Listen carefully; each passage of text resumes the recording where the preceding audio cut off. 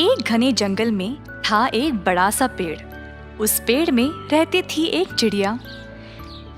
चिड़िया सबकी मदद करती थी और पेड़ पर रहने वाले पक्षी सब उसको बहुत पसंद करते थे। चिड़िया रोज खाने की खोज में सुबह निकलती थी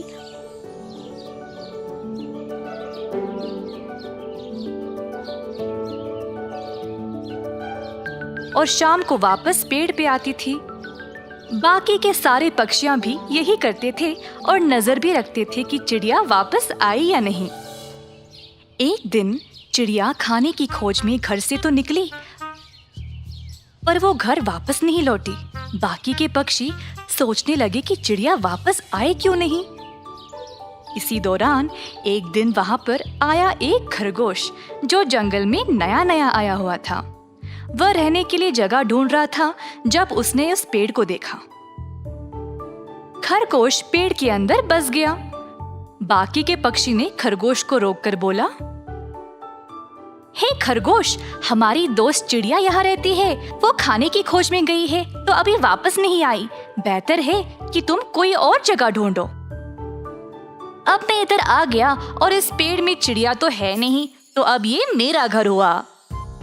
बाकी के पक्षी सोचने लगे कि चिड़िया के वापस लौटने के बाद इस खरगोश को तो यहाँ से निकलना ही पड़ेगा। फिर वे वहाँ से चले गए।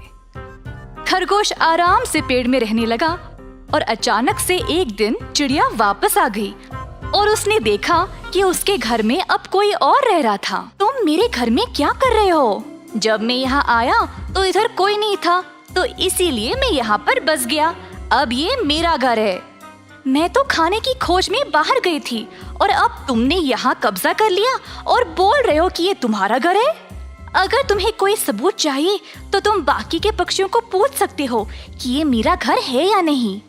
बाकी के पक्षी वहाँ पर आए और बोले कि उन्होंने तो पहले ही बोला था कि यह चिड़िया का घर है और कृपया वहाँ से चले जाए। पर खरगोश ने उनकी बात नहीं मानी और बस बोलने लगा कि सारे पक्षी तो चिड़िया के दोस्त है ना, तो वो उसी का साथ देंगे।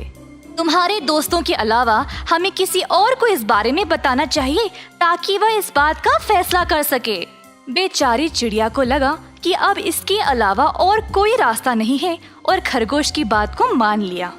उसी समय खरगोश ने एक बिल्ली को बुलाया जो उस रास्ते से गुजर रही थी। मैं तो खाने की खोज में निकली थी और इस खरगोश को मुझे अभी बुलाना था। बिल्ली गई खरगोश के पास। हमारी दोस्त बिल्ली, हमें आपकी मदद की आवश्यकता है। कृपया आप इस समस्या को हल कर दे। मुझे तो लगा कि आज मुझे खाने को कुछ नहीं मिलेगा, पर इस खरगोश ने तो मुझे खुद पास बुलाया है। मुझे इसका फायदा उठाना ही पड़ेगा। क्या हुआ प्यारी बिल्ली, तुम चुप क्यों हो? मेरे दोस्त, मैं बूढ़ी हो चुकी हूँ और मुझे तुम्हारी बातें सुनाई नहीं दे रही है।